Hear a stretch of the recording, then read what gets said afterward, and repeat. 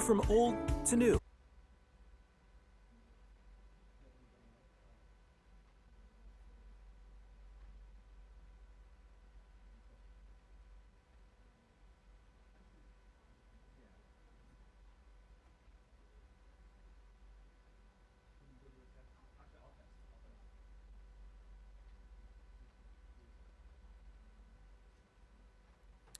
This is a fake Facebook audio test, testing 1, 2, 3, 4.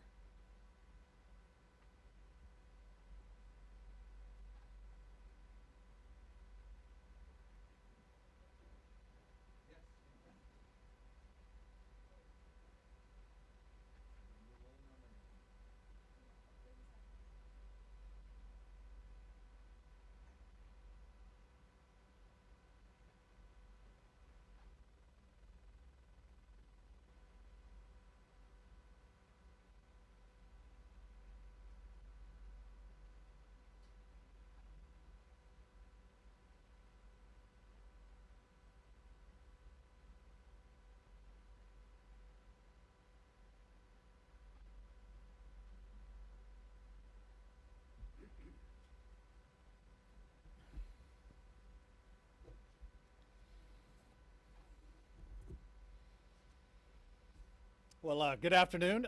Thank you all for joining us. Today I'd like to provide a few updates.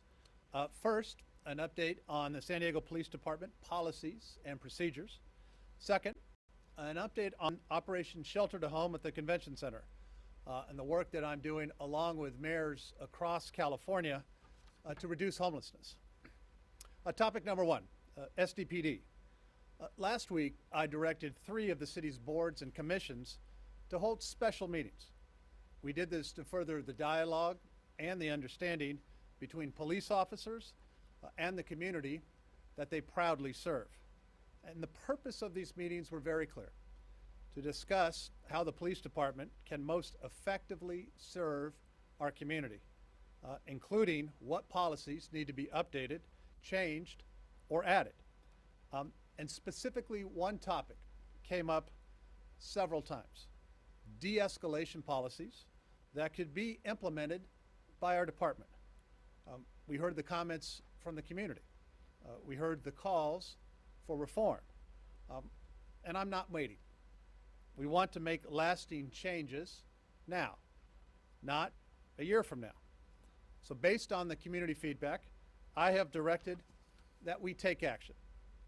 The San Diego Police Department, as we speak, is working to develop a new and more robust police de-escalation policy based upon the feedback that we have heard from our community. Why is a de-escalation policy important? Because it gives officers clear rules of the road on how to safely control a situation and resolve it with lower levels of force. The department has been working on this since last week with the input of the 3 groups that held those community meetings last week: our Community Review Board on Police Practices, the Citizens Advisory Board on Police and Community Relations, and the Human Relations Commission. It will be a policy that is based on best practices and a policy that will further the trust and the respect with the community, a policy that will continue to keep our city safe, and a policy that, once complete, will go into effect immediately. We're going to get through this together with transparency and accountability, which is why I want to make sure I'm taking the time today to give you this progress update. I want the public to know that it matters to us. It matters to me. And the Chief of Police and I look forward to introducing this new updated policy next week. Topic number 2, state funding to add to the progress on homelessness. Today I joined other big city mayors from across our state to advocate for the importance of state homeless funding to go directly to cities. Cities, we are on the front line of addressing homelessness, and San Diego has a proven track record of turning state investments into positive solutions that are making a difference.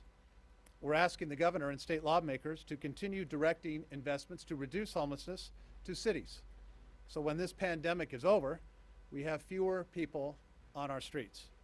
Specifically, today we focused and asked for $600 million to go towards hotel acquisition and other permanent housing opportunities. $350 million in flexible funding for local governments' dedicated homeless intervention and solutions. And as we recover from this economic crisis, funding for homeless solutions is more important now than ever. And in San Diego, we've made tremendous progress in the past few years, of course, on homelessness. We've opened temporary bridge shelters. We've tripled our storage capacity. We've expanded safe parking lots for folks that are living out of their cars. We're investing in programs that work. This year, San Diego's point-in-time count showed an additional reduction of 6% in homelessness. And we need to build on that momentum. And so we have. Since early March, the city has taken swift action to protect San Diego's homeless population from COVID-19. First, as we've discussed, it started with moving all of the individuals that were living in our bridge shelters into the convention center. Next, we began bringing individuals who were still living outdoors also inside the convention center. And in partnership with the county, the Regional Task Force on the Homeless, and our San Diego Housing Commission, we've dubbed this Operation Shelter to Home. More than just sheltering individuals and protecting them from the virus, one of our objectives from the very beginning was how do we ensure that we can find folks a permanent home? In fact, we just passed a milestone. Operation Shelter to Home at the Convention Center has housed more than 100 individuals since we began, just a couple of months ago. 114 individuals, to be precise, have moved into permanent housing. In just 2 short months, our incredible housing navigation unit has been working quickly to match more than 600 clients at the Convention Center, match them to a housing resource. Now, after some have moved on to permanent housing, we have 550 additional San Diegans nearly ready to get into that place of their own. It's been tremendous work, very quick work, very positive work.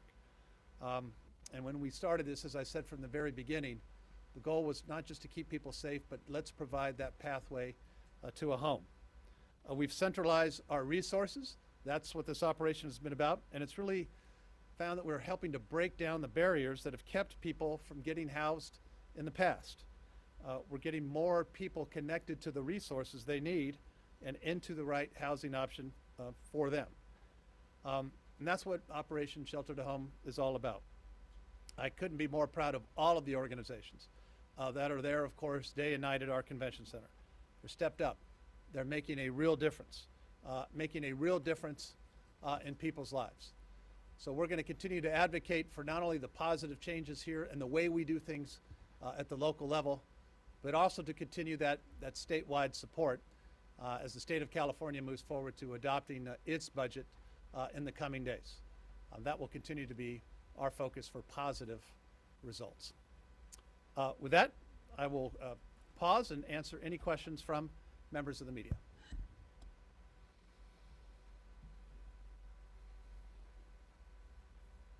I believe we do not have any questions today. So thank you. That concludes today's update, and I look forward to tomorrow's briefing. Thank you.